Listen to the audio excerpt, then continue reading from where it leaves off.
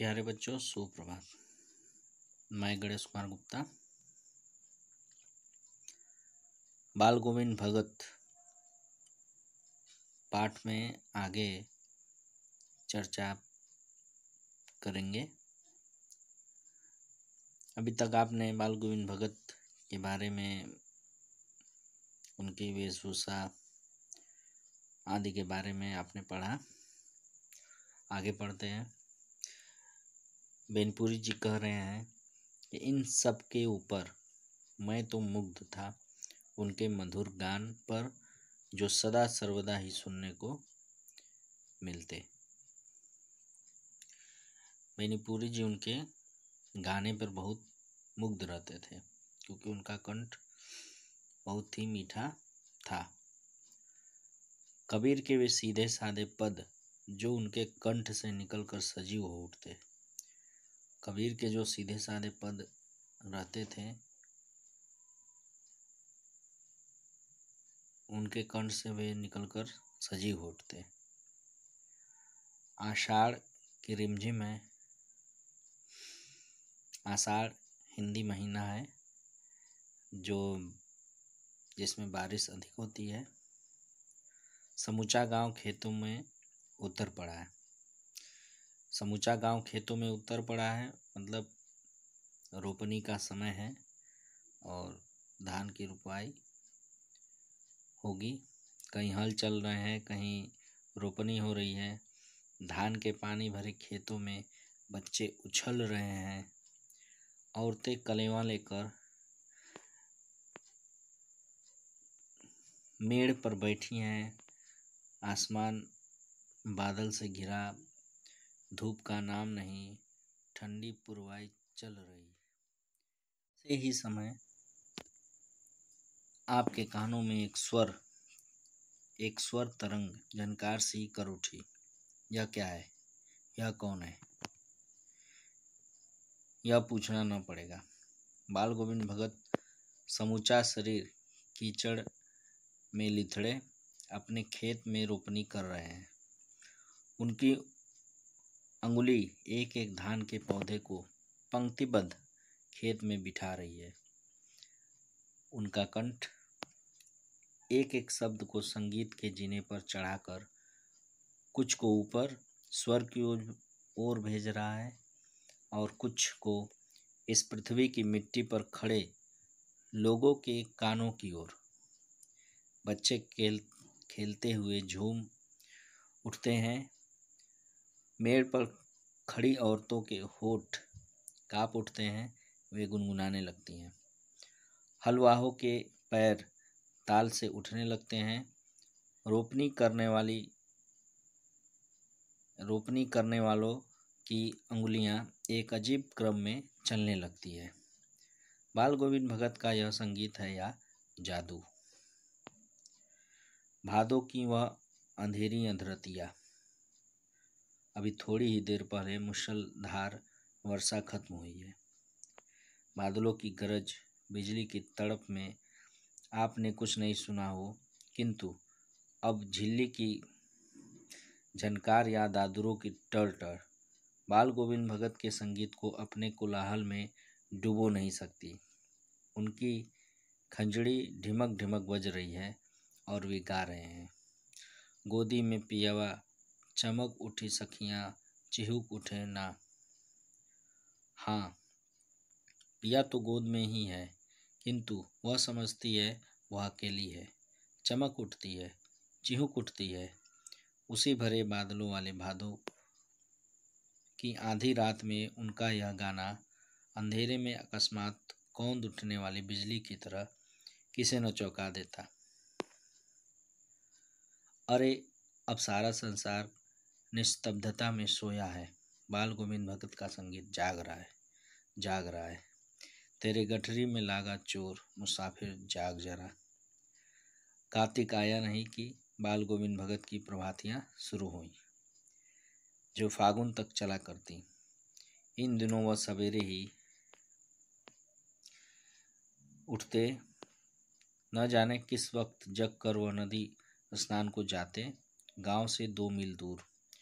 वहाँ से नहा धोकर लौटते और गांव के बाहर ही पोखरे के ऊंचे भिंडे पर अपनी खंजड़ी लेकर जा बैठते और अपने गाने टेरने लगते। मैं शुरू से ही देर तक सोने वाला हूँ, किंतु एक दिन माँ की उस दांत किटकिटाने वाली भोर में भी उनका संगीत मुझे पोखरे पर ले गया था। अभी आसमान के तारों के दीपक बुझे नहीं थे, अर्थात अभी सवेरा नहीं हुआ था। हाँ, पूरब में लोही लग गई थी, यानी अभी उतना उजाला उतना प्रकाश नहीं फैलता है, लेकिन पूरब में आप देखोगे तो लालिमा आ जाती है सुबह के वक्त, जिसकी लालिमा को शुक्र तारा और बढ़ा रहा था। खेत, बगीचा, घर सब पर कुहासा छा रहा था। सारा वातावरण अजीब रहस्य से आवृत मालूम पड़ता था। उस रहस्यमय वातावरण में एक कुश की चटाई पर पूरब मुंह, काली कमली ओढ़े बाल गोविंद भगत अपनी खंजड़ी लिए बैठे थे। उनके मुंह में शब्दों का तांता लगा था। उनकी अंगुलियां खंजड़ी पर लगातार चल रही थीं। गाते गाते इतने मस्त हो जाते, इतने सुरूर में आते, उत्तेजित हो उठते कि मालूम होता अब खड़े हो जाएंगे। कमली तो बार बार सिर से नीचे सरक जाती। मैं जाड़े से कपकपा रहा था, किंतु तारे की छाँव में भी उनके मस्तक के श्रम बिंदु जब तक चमक ही पड़ते। श्रम बिंदु से तात्पर्य है पसीने की बूंदें। गर्मियों में उनकी संध्या कितनी उमस भरी, शाम को न शीतल करती। अपने घर के आंगन में आसन जमा बैठते। गांव के उनके कुछ प्रेमी थे, जुट जाते। खजड़ियों और करतालों की भरमार हो जाती। एक पद बाल गोविंद भगत कह जाते, उनकी प्रेमी मंडली उसे दोहराती तिहराती। धीरे धीरे स्वर ऊंचा होने लगता, एक निश्चित ताल, एक निश्चित गति से। उस ताल स्वर के चढ़ाव के साथ श्रोताओं के मन भी ऊपर उठने लगते। धीरे धीरे मन तन पर हावी उठ जाता, यानी मन पूरी तरह भक्ति में लीन हो जाता और शरीर पर अपना कोई नियंत्रण न रहता। होते होते एक क्षण ऐसा आता कि बीच में खंजड़ी लिए बाल गोविंद भगत नाच रहे हैं और उनके साथ ही सबके तन और मन नृत्यशील हो उठते हैं। सभी लोग झूमने लगते हैं गाते गाते। सारा आंगन नृत्य और संगीत से ओतप्रोत है। बाल गोविंद भगत की संगीत साधना का चरम उत्कर्ष उस दिन देखने को मिला, या उस दिन देखा गया जिस दिन उनका बेटा मरा।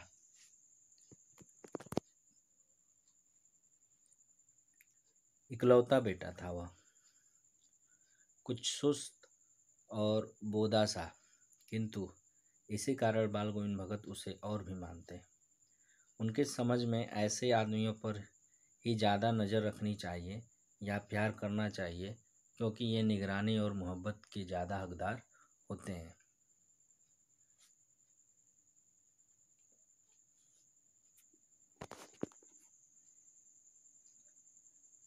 बड़ी साथ से उसकी शादी कराई थी। पतोही बड़ी ही सुभग और सुशील मिली थी। घर की पूरी प्रबंधिका बनकर भगत को बहुत कुछ दुनियादारी से निवृत्त कर दिया था उसने। उनका बेटा बीमार है, इसकी खबर रखने की लोगों को कहाँ फुर्सत, किंतु मौत तो अपनी ओर सबका ध्यान खींच कर ही रहती है। भाई कोई बीमार है तो उसको कोई पूछने वाला नहीं है, लेकिन मृत्यु, जब वो व्यक्ति मर जाता है तो सभी के दिमाग में, सभी के नज़र में वह आ जाता है और सभी लोग उसको देखने आते हैं। तो मृत्यु जो है सबको अपनी ओर सबका ध्यान खींच ही लेती है। हमने सुना बाल गोविंद भगत का बेटा मर गया।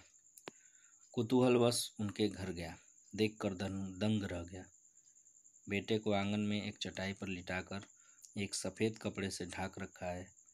वह कुछ फूल तो हमेशा ही रोपते रहते। उन फूलों में से कुछ तोड़कर उस पर बिखरा दिए हैं। फूल और तुलसी दल भी। सिरहाने एक चिराग जला दिया और उसके सामने जमीन पर ही आसन जमाए गीत गाए चले जा रहे। वही पुराना स्वर, वही पुरानी तल्लीनता। घर में पतोहू रो रही है, जिसे गांव की स्त्रियां चुप कराने की कोशिश कर रही हैं, किंतु बाल गोविंद भगत गाए जा रहे हैं। हाँ, गाते गाते कभी कभी पतोहू के नज़दीक भी जाते और उसे रोने के बदले उत्सव मनाने को कहते। आत्मा परमात्मा के पास चली गई। बिरहनी अपने प्रेमी से जा मिली। भला इससे बढ़कर आनंद की कौन बात। मतलब अपनी पतोहू को वो दिलासा दे रहे हैं कि आत्मा जो है वो परमात्मा से मिल गई। यह शरीर भाई नश्वर है, शरीर को एक न एक दिन मिटना ही है। तो जिस ईश्वर का अंश आत्मा है, आज वह आत्मा उसी परमात्मा में जाके मिल गई, अर्थात बिरहनी जो है वो अपने प्रेमी से जा मिली। तो इसमें उदास होने की आवश्यकता नहीं है, बल्कि आनंद मनाने की आवश्यकता है। इसलिए आज आनंद का दिन है।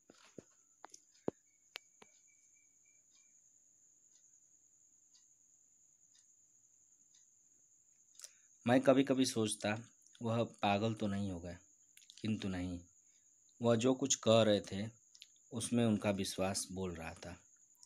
वह चरम विश्वास जो हमेशा ही मृत्यु पर विजयी होता आया है। बेटे के क्रियाकर्म में तूल नहीं किया, पतोही से ही आग दिलाई उसको। किंतु ज्यों ही श्राद्ध की अवधि पूरी हो गई, पतोहू के भाई को बुलाकर उसके साथ कर दिया, यह आदेश देते हुए कि इसकी दूसरी शादी करा देना। इधर पतोहू रो रो कर कहती, मैं चली जाऊंगी तो बुढ़ापे में कौन आपके लिए भोजन बनाएगा, बीमार पड़े तो कौन एक चुल्लू पानी भी देगा। मैं पैर पड़ती हूँ, मुझे अपने चरणों से अलग नहीं कीजिए। लेकिन भगत का निर्णय अटल था। भाई बाल गोविंद भगत उस समय भी एक नई आधुनिकता का विचार लेकर चल रहे थे। उस समय विधवा का पुनर्विवाह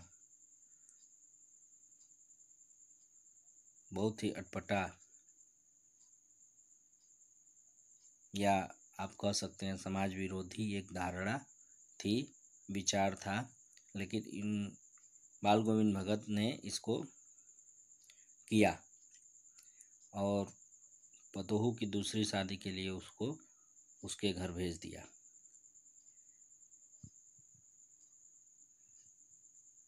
तू जा, नहीं तो मैं ही इस घर को छोड़कर चल दूंगा। यह थी उनकी आखिरी दलील, और इस दलील के आगे बेचारी की क्या चलती। आखिरी दलील यही थी उनकी, और इसके साथ पतोहू की सारी जिद धरी की धरी रह गई और अंततोगत्वा उसे अपने भाई के साथ जाना पड़ा। बाल गोविंद भगत की मौत उन्हीं के अनुरूप हुई। वह हर वर्ष गंगा स्नान करने जाते। उनकी अपनी एक निष्ठा थी, अपना एक विश्वास था, अपनी एक आस्था थी। स्नान पर उतनी आस्था नहीं रखते जितना संत समागम और लोक दर्शन पर। पैदल ही जाते। करीब 30 कोस पर गंगा थी। 30 कोस पर गंगा थी। साधु को संबल लेने का क्या हक, साधु को संबल लेने का क्या हक। मतलब उनके अनुसार अगर वो साधु हैं तो उनको किसी से कुछ मांगेंगे नहीं,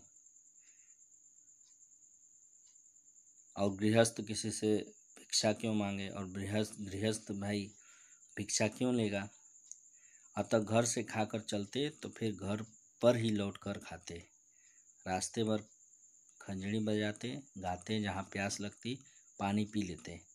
4-5 दिन आने जाने में लगते, किंतु इस लंबे उपवास में भी वही मस्ती। अब बुढ़ापा आ गया था, किंतु टेक वही जवानी वाली। इस बार लौटे तो तबीयत कुछ सुस्त थी। खाने पीने के बाद भी तबीयत नहीं सुधरी। थोड़ा बुखार आने लगा, किंतु नेम व्रत तो छोड़ने वाले नहीं थे। वही 2 जून, गीत, स्नान, ध्यान, खेती बाड़ी देखना। दिन दिन छीजने लगे। भाई धीरे धीरे वो कमज़ोर होने लगे। लोगों ने नहाने धोने से मना किया, आराम करने को कहा, किंतु हंसकर टाल देते रहे। उस दिन भी संध्या में गीत गाए, किंतु मालूम होता जैसे तागा टूट गया हो। माला का एक एक दाना बिखरा हुआ। भोर में लोगों ने गीत नहीं सुना। जाकर देखा तो बाल गोविंद भगत नहीं रहे, सिर्फ उनका पंजर पड़ा है। सिर्फ उनका शरीर ही पड़ा है, वो अब इस दुनिया में नहीं रहे। तो बाल गोविंद भगत जैसे व्यक्तित्व के बारे में बेंजपुरी जी ने काफ़ी बेहतर तरीके से बताने की कोशिश की है। शब्दों का अनूठा प्रयोग उन्होंने किया है। सरल शब्दों का चयन किया है जो आसानी से समझ में आ सकते हैं, और इस रेखा चित्र को हम एक कहानी की तरह भी समझ सकते हैं। आगे आपको अभ्यास प्रश्न प्राप्त हो जाएगा। तब तक के लिए धन्यवाद।